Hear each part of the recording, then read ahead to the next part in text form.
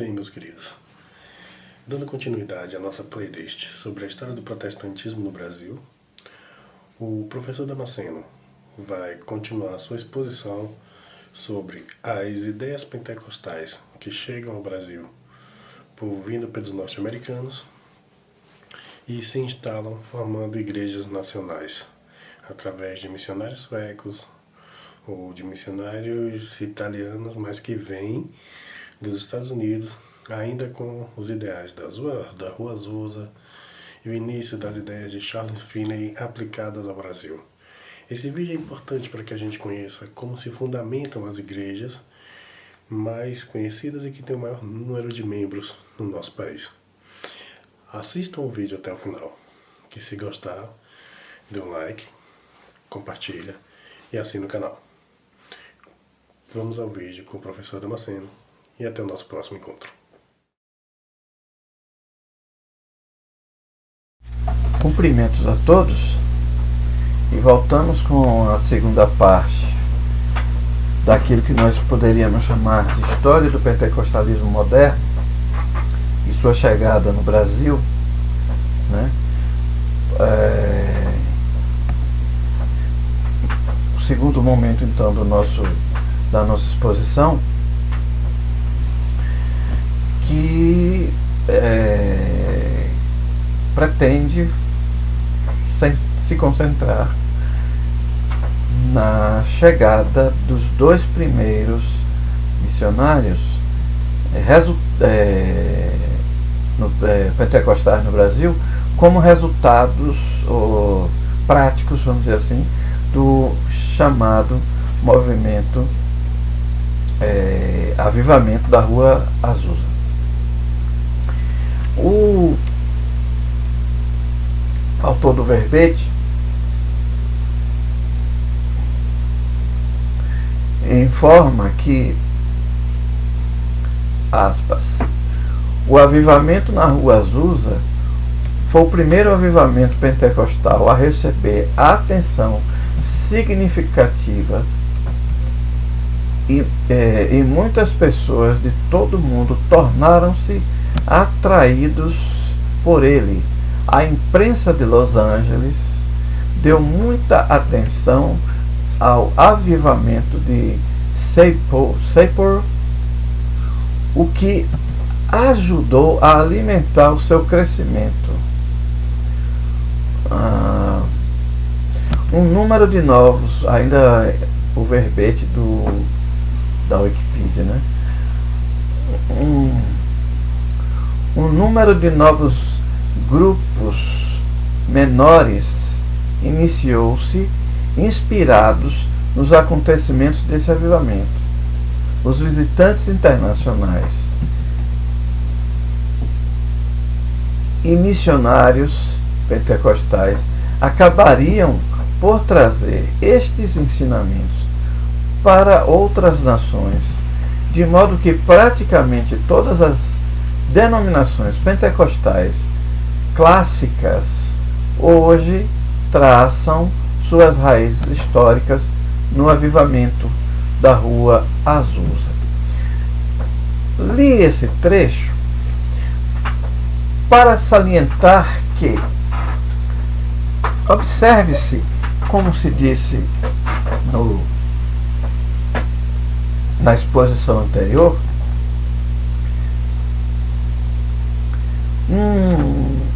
um dos principais, além do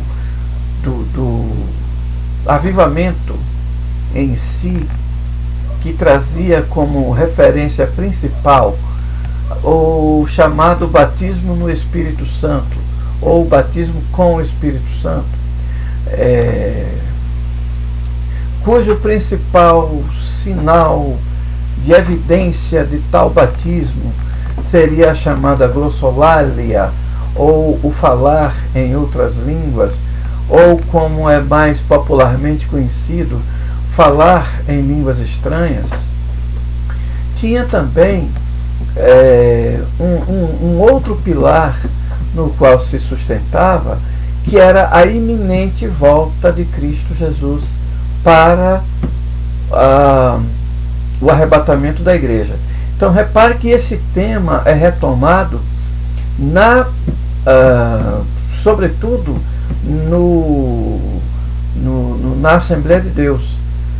Não saberia eu dizer se também esse elemento é fundamental na Cristã do Brasil, que é a outra, que na verdade é a primeira vertente desse avivamento. Então, quando se divulga, né, na imprensa, quando esse movimento chama a atenção dos visitantes, como é o caso, por exemplo, do ítalo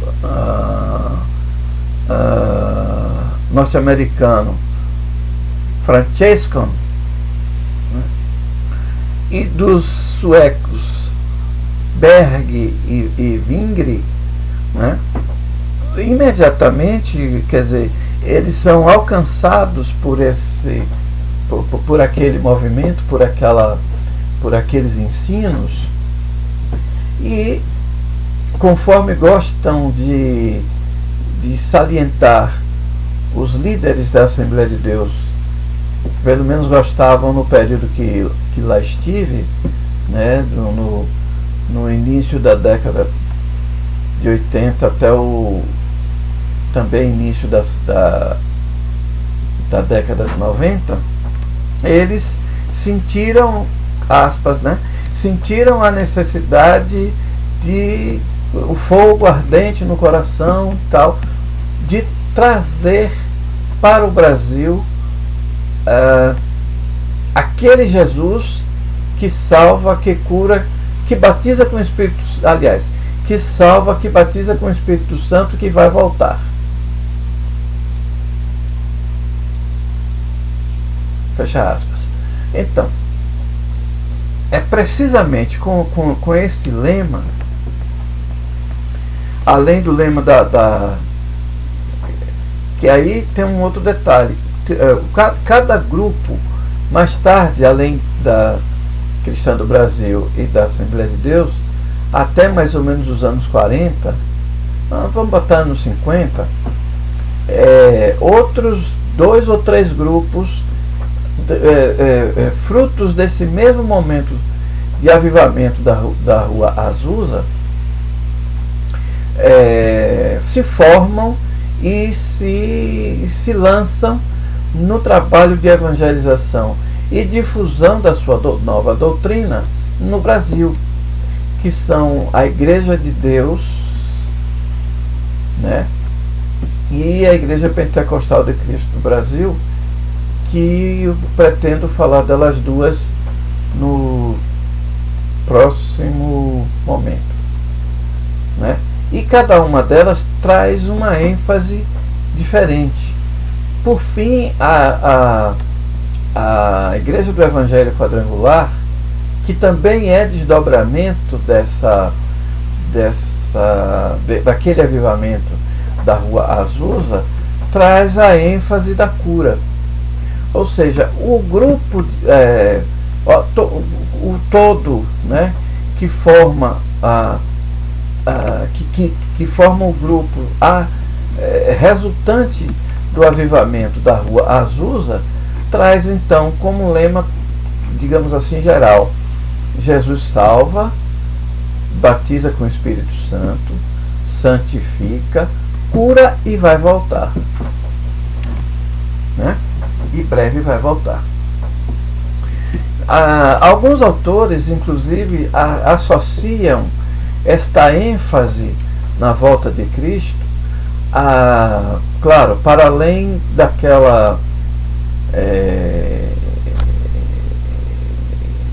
daquele esforço que muitos, ou que alguns, sempre têm feito para determinar, mediante leituras, mediante análises numerológicas, mediante observação de sinais, indicar que dia e que horas Jesus volte, embora em nenhum dos seus ensinamentos, e nem em nenhum dos ensinamentos de Paulo e Pedro, que são os principais pilares da formação da igreja enquanto enquanto, digamos, escritura, né, enquanto corpos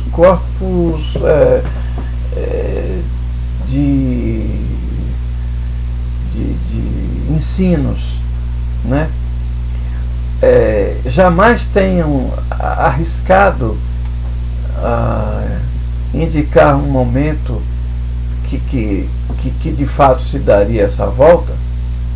A única coisa que tanto no Evangelho quanto nos demais, tanto nos Evangelhos quanto nos demais livros que compõem o Novo Testamento, e até mesmo no Velho Testamento, o que há de certo é que Jesus voltará. Isso ele... Mas os homens sempre tentaram estabelecer, ter o momento exato, e não ficou só no século XIX, né? No século XX também foram feitas outras tentativas, inclusive a mais recente em 1994, se eu não me engano, a última data mais recente marcada, fora outras, né, pelo Harold Camping, né, que acabou também evidentemente frustrada. Então alguns autores associam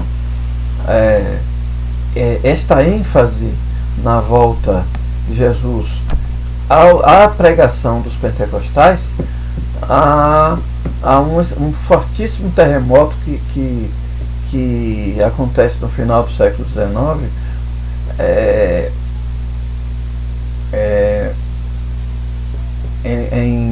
em São Francisco, né, que marcou muito fortemente o imaginário daqueles homens e mulheres que foram alcançados pelos eventos avivamentistas, né, ou avivalistas da Rua Azusa.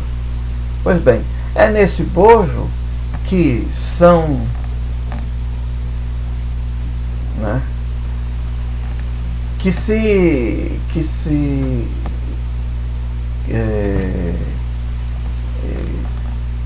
aglutinam no sentido de mover tanto o ítalo-americano Francescon, quanto os suecos Berg e Vingre a se estabelecerem, a se lançarem ao Brasil, né, como missionários para introduzir a nova fé pentecostal. Bom, então, nesse sentido, alcançados por aquela onda avivalista, o ítalo norte-americano chega ao Brasil em 1910, já finalzinho, e se estabelece primeiro no Paraná e depois definitivamente no Brás, onde estabelece a Igreja Congregação do Brasil, que tem algumas características muito peculiares, né? É uma igreja cujo padrão administrativo tem uma relação com o que é preconizado, claro, de forma bem grosseira, né, pelo anarquismo, claro, sem descer a detalhes aqui, que não é o objetivo mas que tem não é o objetivo dessa exposição, mas que tem uma organização mais ou menos livre, né, tanto do ponto de vista da hierarquia eclesiástica, quanto na forma de culto, né, na forma de tal. E os suecos Daniel Berg e Gunnar Wingre se estabelecem primeiro no Pará, como já se disse, e em 18 de junho de 1911 eles formam um grupo dissidente da Igreja Batista de Belém, né? E em 18 de junho organizam a Missão da Fé Apostólica, que mais tarde, em 1918, vai se chamar Assembleia de Deus no Brasil. E a grande sacada, vamos dizer assim, o grande mérito, né, desse grupo iniciado no Pará é a abrangência do alcance da sua pregação. Não é? Inicialmente, como se disse, eles iniciam numa igreja batista. Na verdade, eles são recebidos dentro da denominação. E aí, segundo um dos autores, eles acreditam que a denominação não acreditava muito que houvesse um grande estrago, vamos dizer assim, um grande estrago é uma expressão, né? Mas uma grande perda no fato de os receber com uma pregação avivalista, né? E inclusive mais tarde, bem mais tarde, já nos anos 40 e 50, as igrejas batistas continuam recebendo, as igrejas tradicionais presbiterianas, batistas, continuam recebendo os avivalistas no intuito de, digamos assim, levantar o ânimo, não é? Levantar o fervor da sua membresia e da sua liderança para a evangelização, né? Por quê? Porque quando os missionários suecos se apresentam, quer dizer, a igreja, eles se apresentam à Igreja Batista, eles se apresentam para tomar parte, para fazer parte da Igreja Batista. Diga-se de passagem, grande parte dos avivados na Rua Azusa e em outros momentos anteriores e posteriores tem seus princípios de fé naquilo que nós chamamos de igrejas históricas ou igrejas tradicionais, metodistas, batistas, presbiterianos. E não é diferente aqui, quer dizer, os suecos quando vêm, eles vêm e se estabelecem numa igreja batista e, claro, difundem a fé avivada e não é bem visto, não é bem recebido por uma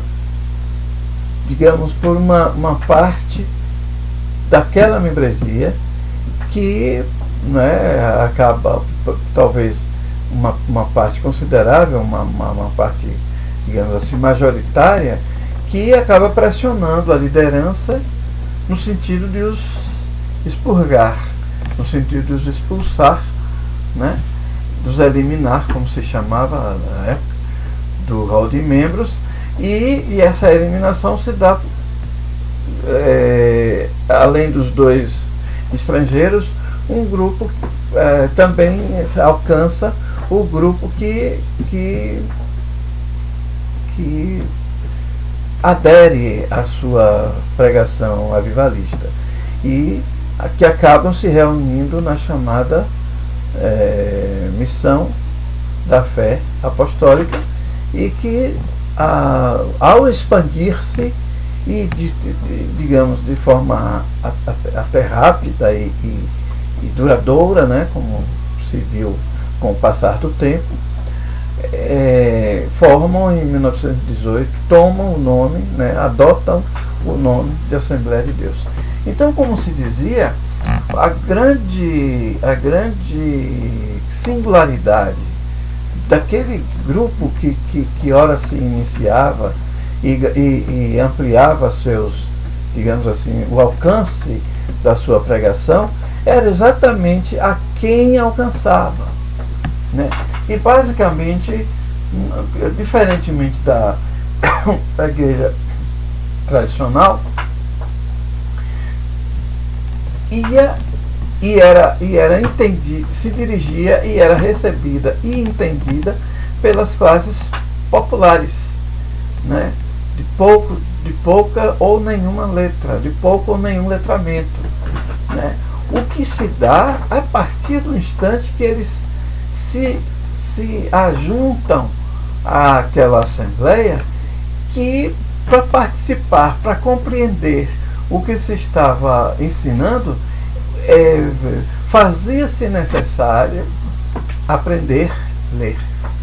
E isso muitas vezes ocorre. Um outro detalhe é que eles não tinham, digamos assim, um ensino formal como uma das suas preocupações, né? Tanto do ponto de vista secular, quanto do ponto de vista eclesiástico e teológico, né? Enquanto as igrejas tradicionais, o colega Moisés também vai tratar disso, tinham uma preocupação, né, e se orientava no sentido de escolarizar, né, de trazer cultura, inclusive cultura americana, para incorporar